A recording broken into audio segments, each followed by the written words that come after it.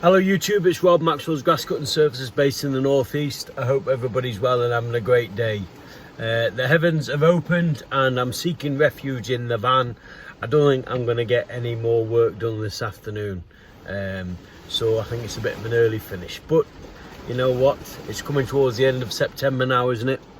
And we're getting that really damp, wet weather. But we've had a good year. You know, we've had lots of sunshine in the northeast. Yes, we've had dry spells, but not like the south, so we can't moan. But it is frustrating. It is frustrating. I've only got probably about 70% of my jobs done today. So you have to work a little bit later tomorrow, and then maybe even creep into the weekend. But so be it, needs must. Today's video, is it time? Is it time to upgrade and buy a ride-on? Now, if you're like me and you run a gardening business, which I'm sure a lot of people do watch the channel, or you're thinking of running a gardening business, you must think about this quite regular. I know I do. It might be just me, I don't know. When is it time to buy a ride-on? To go that next step onto the journey and take on the bigger jobs? Now, I did a video where, it was either last week or the week before, and it was just me on one of my larger properties. You see, I do have large gardens. They're not all little 25-pound mow and blows. And I do about 2,000 square meters, and it takes me about 4 hours, and it's hard graft. It's a canny walk. And I've got a few other lawns that I'm sure you've seen on my channel. Some you will have, some I haven't videoed. They're canny as well. And I often think, would a ride-on be beneficial? Now, I've done loads of research on this, and as in what type of ride-on I should buy. I've even been to the showroom and had a look, and I like some of the small Husqvarna ride-ons. I like the John Deere's, and I like the Estesia one. Now, Nathan from Lewis Gardening Services down in Wales, I hope I got that right. He has a small Estesia one, and they're about £5 now, but they're very small and compact, well made. They mulch brilliantly, they pick up well in the wet, they leave a good finish. But my concern is A, they're £5, and B, they weigh 230 kilos. Well, if you put my 14.5 stone on top of that, I am on a diet, it'll be 14 if I was to purchase it, right? And 200 odd litres of grass. That's a canny weight. For a domestic gardener, the tyre's not going to churn up and leave track marks and not do a good job. Or can you only use it during the extremely dry conditions? Advice required. This video is about advice. Come back. Some really clever people watch this channel. Very experienced. And so the initial outlay is going to be, I've got a Citroen Berlingo long wheelbase. I need to put a tow bar on the back. I need to buy an IFA Williams trailer 6x4 with the drop down tail at the back of the trailer, and then you've got the mower. So I don't think you're going to get much change out of £7 if you want to do it properly and buy brand new equipment. If you're going to do second-hand equipment, you get a trailer for about 1,000 and you can get a mower for about 2.5. But that always worries me, because are you buying somebody else's trouble, or are you buying somebody else's dream? Now, I don't mind buying somebody else's dream that hasn't gone well, and I'm not being nasty. I think people do try this. They buy the mower, they have it a season, they say it's not financially viable, and then they sell it. And you know, there are good mowers out there, but you've got to be on it. You've got to sort of do your research and maybe travel, and yeah, you need a bit of luck as well, don't you? But my big issue is storage. I have a single garage at home and it's full.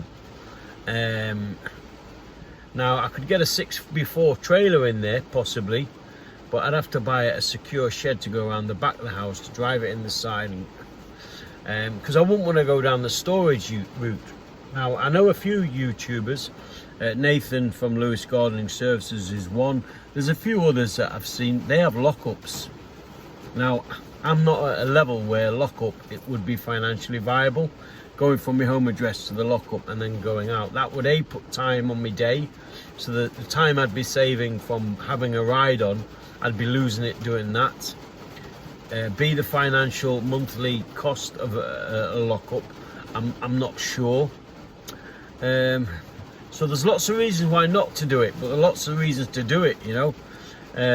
Time's one, isn't it? If I could get in and like that 4-hour mowing job, you know, if you can cut that down to an hour of mowing and an hour of strimming, 2 hours, and then you go to another job where it's a good 2 hours of mowing and you just do that, you could put all your big lawns together, couldn't you, in one day, and go out doing your ride-on work and just have on the back a small mower, strimmer, blower and a few other tools, and you could get quite a lot of work done in one day, and it's not got the sort of wear and tear on the body, and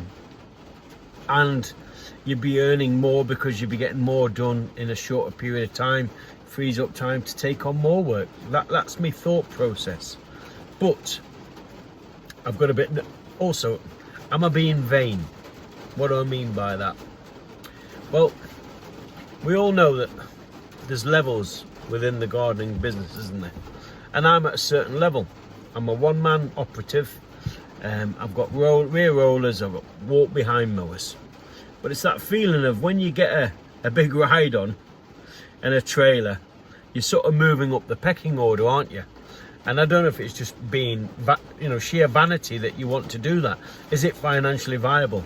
So what I'm asking for is, when you guys first did it, did you have the same reservations I'm having? And did it live up to its expectations, or was it a nightmare? And did you just sort of buy it, spend all that money a year later and just sell the equipment? I'm toyed. I don't know. I've measured my garage up, and it'd be tight to get a trailer in there. I could get a shed round the back when I buy them, the back of the house, and do one of them steel sheds. I could drive it in, and, you know, and then just bring it out one day a week and try and get all the ride-on work. And then if we have a wet period like today, well, then I'll just bring the walk behind mowers and do the walk behind work, because I didn't want to leave any tracks on the grass. But what I'm interested in, this is a subject I don't think is covered enough. I know a few YouTubers have done ride-on mower videos, but what I want to know is, were you nervous when you first took the jump from your 21-inch walk behind to buying that ride-on?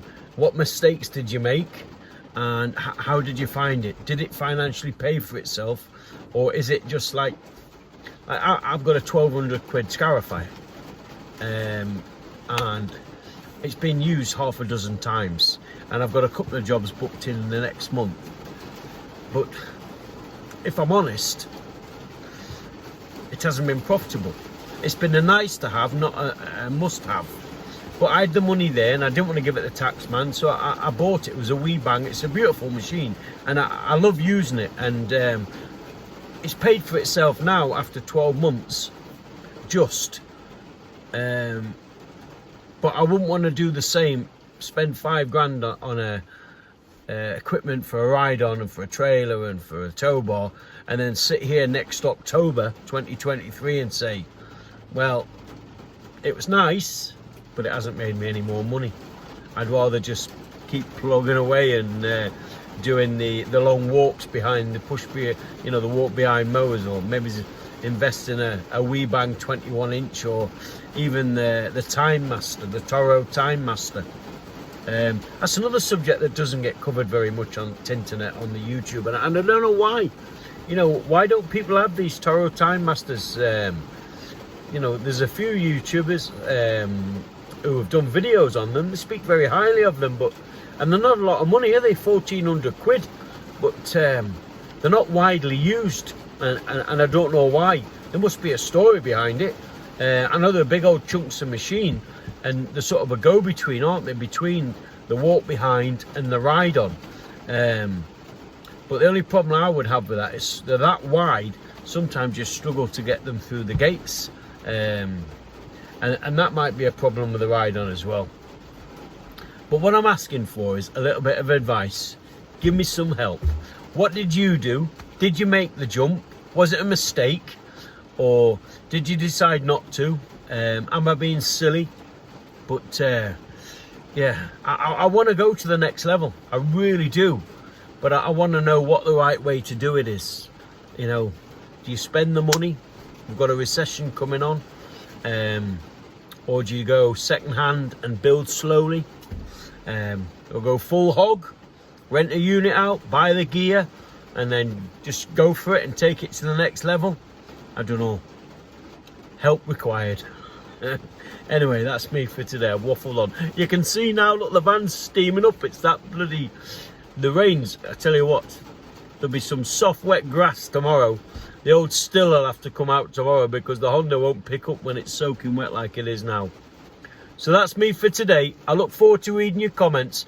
And thanks very much for all your comments on the recent videos and your advice. Much appreciated. I've had loads of messages recently. And if I haven't got back to you, I do apologise. I've been busy. The boxing season starts, so I'm out most nights refereeing. But I will get back to you, I promise. And I do enjoy reading your messages and your comments, so thank you. So that's it from me. Remember, when the green gold's growing, keep mowing. And it's growing at the minute. But do we mow it on a ride on or a walk behind? Let me know. Take care. All the best now.